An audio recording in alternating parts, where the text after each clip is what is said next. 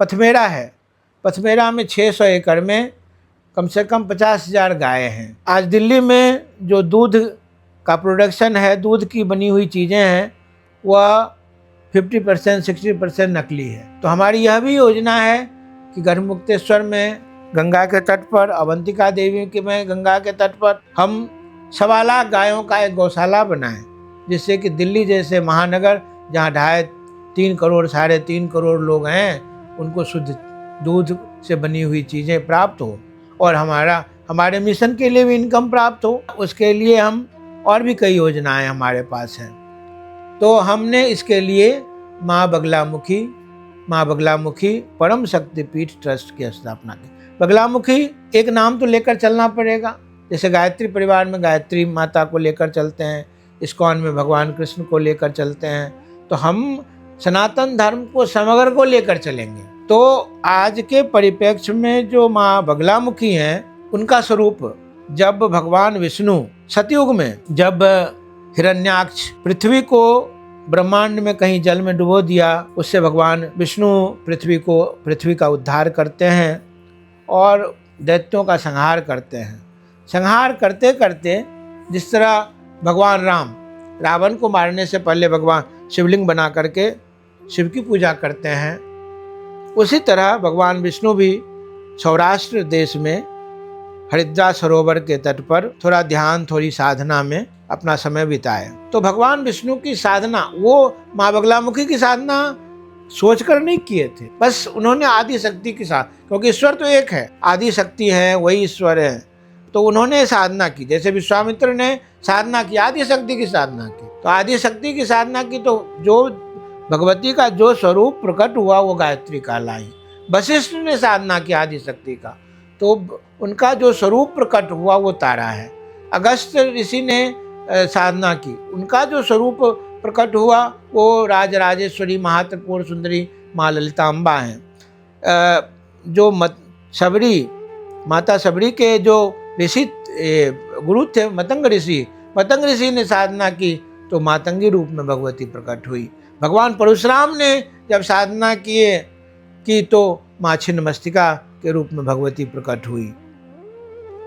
और जब सारे देवता मिलकर के जब साधना करते हैं, दुर्गा सप्तशती के 4 अध्याय में इसका जिक्र है, जब सारे देवता मिलकर के जब आदि शक्ति का आराधना करते तो माँ दुर्गा प्रकट होती है। तो ऐसे वह सब एक हैं, अलग अलग नहीं है। एको देवासुर भूतांतरात्मा और सवै विष्णु सवै रुद्र, वो सब एक है।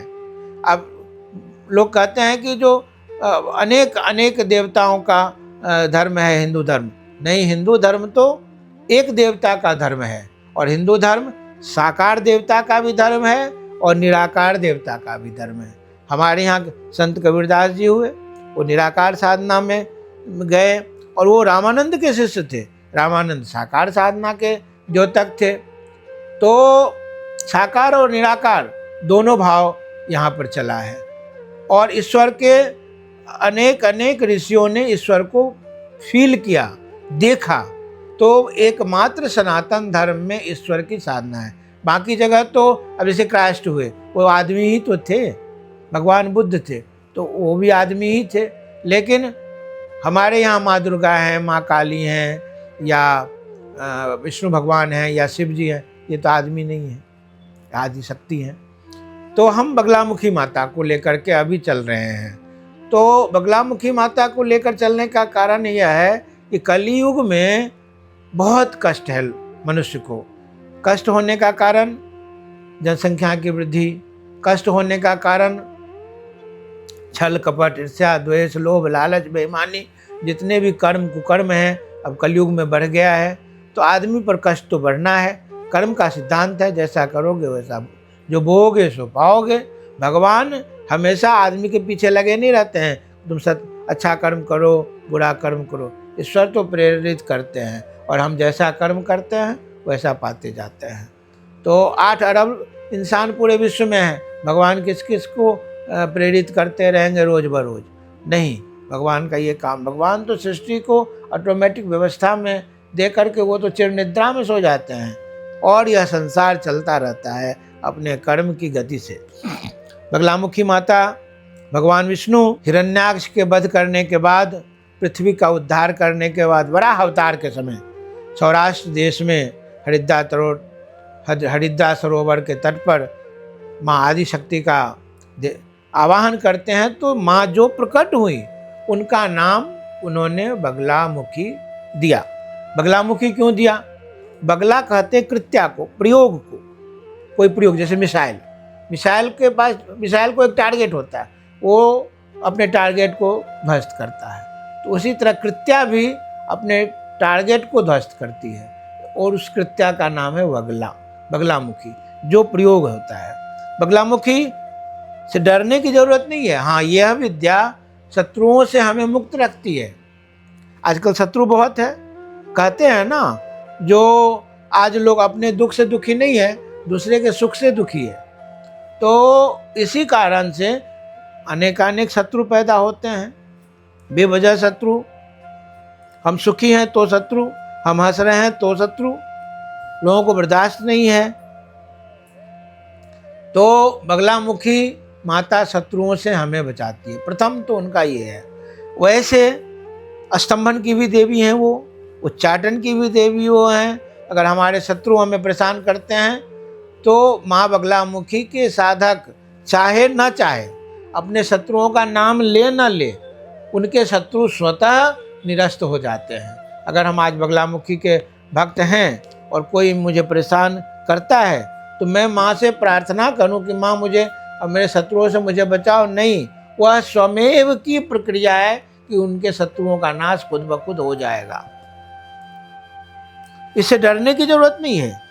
लोग तंत्र शब्द से डरते हैं क्योंकि माँ बगलामुखी तंत्र में इनकी साधना ज़्यादा है। तंत्र से भी डरने की जरूरत नहीं। तंत्र सर्वोच्च साधना की प्रक्रिया है। तंत्र का मतलब तुरंत होता है, जो तुरंत फल दे वह तंत्र है। और चूंकि उसमें बहुत सावधानियां हैं, तंत्र में दुधारी तलवार है। अगर अच्छा है, जैसे भक्ति है, भक्ति में हमें अच्छा फल मिलेगा, त्रुटि हो गई तो बुरा फल नहीं मिलेगा। लेकिन तंत्र में हमें अगर प्रयोग में अगर कहीं कोई हम गड़बड़ करते हैं तो उसका दुष्परिणाम भी हो जाता है। इसीलिए थोड़ा तंत्र से लोग घबराते हैं। लेकिन ये कोई सिद्ध साधक अगर तंत्र करता है, और तंत्र सात्विक होते हैं, हाँ, कहीं कहीं बलि प्रथा है या कहीं और कुछ बात है, तो तंत्र में अब धीरे धीरे ये समाप्त हो रहा है।